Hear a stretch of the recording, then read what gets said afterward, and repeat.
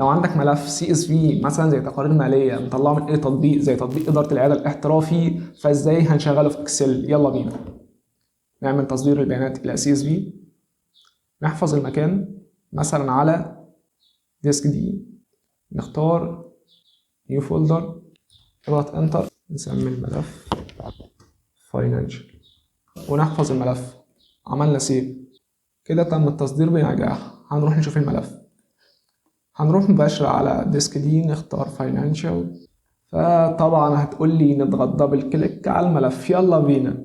فالملف هيظهر بالصورة دي. طبعا غلط.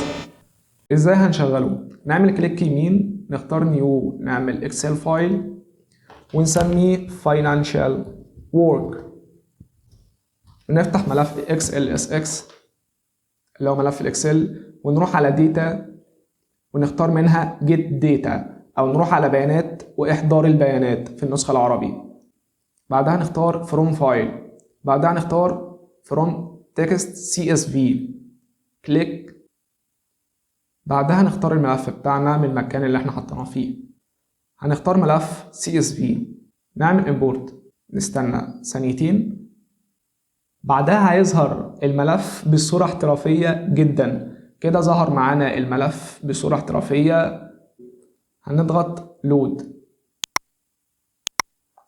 هنا ظهر معانا كل البيانات الخاصة بالمرضى في الفترة ديت وبشكل احترافي، وكمان نقدر نرتب زي ما احنا محتاجين. وكده ظهر معانا الجدول بشكل احترافي جدا، ونقدر نطبعه لو احتاجنا، ونقدر كمان نتعامل معاه بصورة احترافية جدا.